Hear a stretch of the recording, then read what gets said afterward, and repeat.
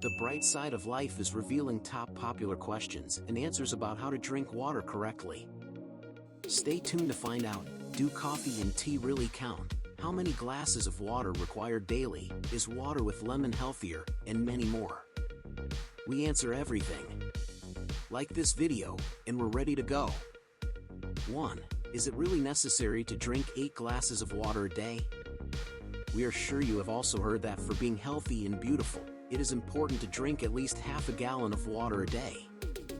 But the magical 8 glasses of water, half a gallon is about as much as it turns out, actually have no scientific explanation. The number probably came from the dietary guidelines issued by the U.S. National Food and Nutrition Board in 1945, which stated that an adult should drink about half a gallon of water per day. And then they just started repeating it from article to article. Modern science believes that a healthy person gets enough fluid if you drink when you want to. 2. Do coffee and tea count as water? A little more information about those very recommendations of 1945. They contain not only an instruction to drink a certain amount of water, but also an important addition that most of this amount is contained in products. Today's scientists talk about the same thing. You can satisfy the body's need for fluid not only with water, but also with milk, juice, tea, and even coffee, which does not dehydrate, but slightly increases the volume of urine. Fruits, vegetables, and soups are also considered because they have a lot of liquid. 3. Is it true that thirst can masquerade as hunger? Although there is evidence that 37% of people mistake thirst for hunger, in reality everything is not so simple. Scientists think that the modern environment, where we do not have to fight for survival, has weakened the hunger food and thirst water ties, hence the idea of substitution. This is consistent with the results of a study by the American Dietetic Association, which showed that today what we eat and drink is based not on body signals, but on the time at which we are used to eating and drinking, consuming, by the way, 75% of the liquid during meals. And no, thirst does not originate in the intestines as they used to think. 2 groups of scientists independently discovered that the act of swallowing triggers activity in the area in the front of the brain responsible for the feeling of thirst, and that the intestine actually understands how much water is contained in the food that has entered it, and sends a separate signal to the brain. But how to distinguish thirst from hunger? The body feels thirst and hunger in very different ways, so we must also focus on different signs. Thirst is characterized by dryness in eyes, skin or mouth, nausea and slight dizziness. For hunger, rumbling or feeling of emptiness in the stomach, lethargy and irritability. 4. What are the signs of dehydration? Dehydration occurs when we lose more fluid than we gain, so that the body does not have enough water to carry out its normal functions. Symptoms include fatigue, dizziness, mental confusion, and darker colored urine.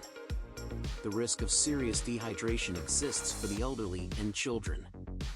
And for the rest, only during prolonged exposure to the street in hot weather or with certain medical conditions like diarrhea, vomiting, heat injury, kidney problems. If you do not feel thirsty and your urine is light yellow or colorless, your body has enough water. 5. Is there a particularly good time for drinking water? A glass of water in the morning is considered a good habit, because after a night without water, our body is slightly dehydrated. But in general, the main rule is to drink when you want. But the wrong time for water actually exists, except in cases of extreme thirst, and it is usually half an hour before bedtime. This is especially important if you're not sleeping very well. Having to go to the toilet in the middle of the night will make your sleep even more restless. 6. How much water you should drink to lose weight? Water is indeed considered a natural appetite suppressant because it can fill the stomach. And this is the reason why it makes sense to drink a glass of water before a meal if you really want to lose a couple of kilos. In addition, our body needs water for lipolysis, the process of fat burn. And replacing sweetened sodas and non-carbonated drinks with pure water can help reduce your liquid calorie intake. But just drinking water is not enough. If you do not add a healthy diet and sports, there will be no noticeable effect.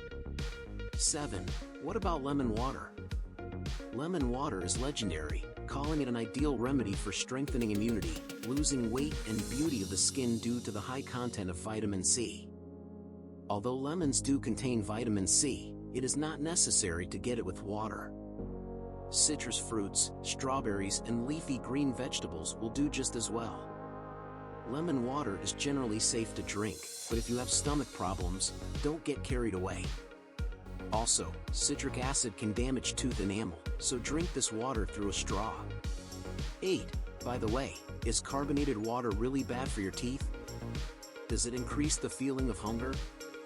The pH of sparkling water is 3 to 4, which means that the environment is slightly acidic.